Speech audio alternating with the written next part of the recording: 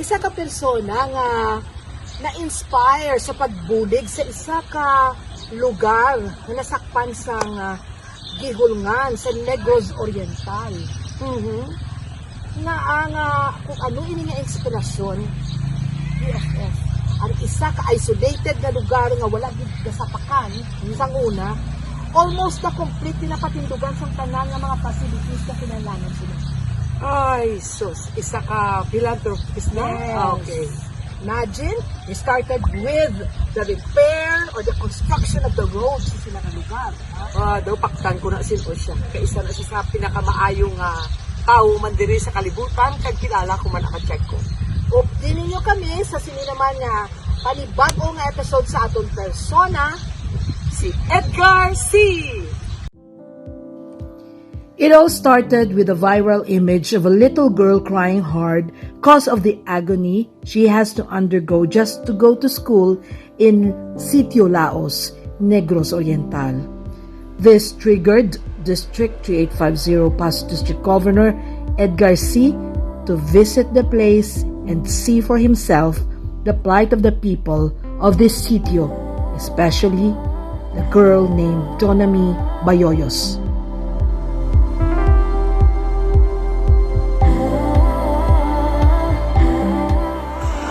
Paano ba siya? Yung pag-abot ko to, pwede yung tuyong isang ginawa na yung paulan to. Yung paulan ng place sa lugar ni Guihulngan. Ito na nakita ang nagkabundagit na nakabot sa kanyang lugar. And then, after pag-succeeding ng nagbalik, naging ako sa lugar sa baka. Pero kasi pag-saka, first ito na saka, it took me more than 2 hours to arrive. Kaya hindi maging layo ang lugar.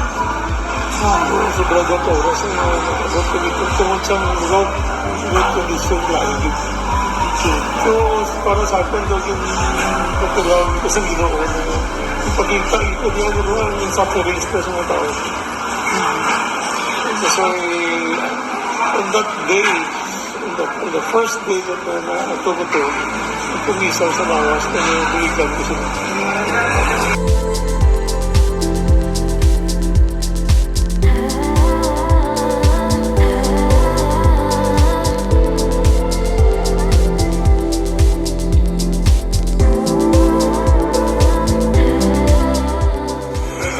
I went up na nakita ng special sa laos. Subukan ko.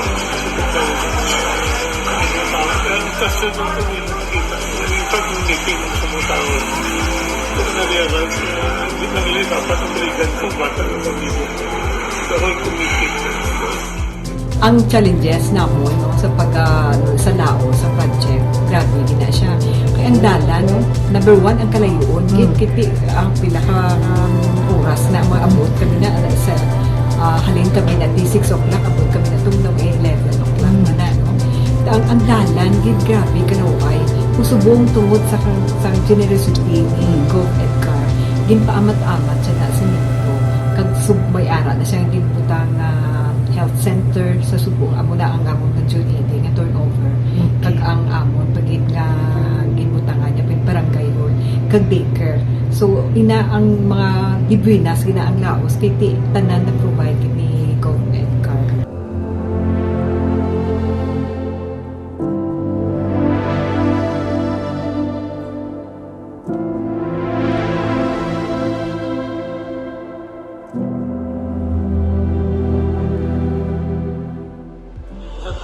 Really do not know. Maybe kasi na-delete na ang bullet. Pakita ko na hindi kailangan kasi ang specialist ko lahat. Pag-gawin na may nagtalk ni source sa babaw. May source na hindi kung problema ng mga fightings. Subong? Ara na ito. Kompleto na. 2019 na ara na ito. May aragin ka, Gov, sa ano nga klase sa water system? No, it's just spring water na some Hibutangan tubig. So na nagtidragon sa system tank. Ang system tank naman ang supply tubig sa eskwelahan.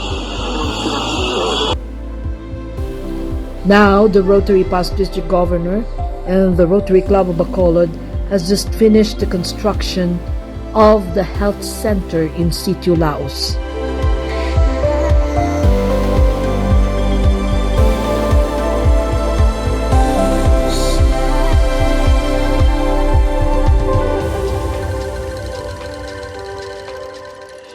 Sa data center, kaya ako na-focus is education. Data center ko, and then punta ko sa barangay hall, kinambakal ko yung tato, then donated to the barangay, kinambakal ko sa buong nara sa buong data center na tindong, ang barangay hall. And then, sa Laos, gusto ko isang lugar sa bata. May naka-link process naman sa Tendro. Nakalang Tendro, almost a hectare property na din-donate sa barangay. Isa Godra, salamat mo kung may visit na buta na donate na sa barangay, nagputap ng gabi sa, I think, sa 6 class of building. Hindi na test the room, hindi na ilagay din na eskwelahan para sa room. Kasi sa mga 1,000 steps going down, siguro karang sa baba.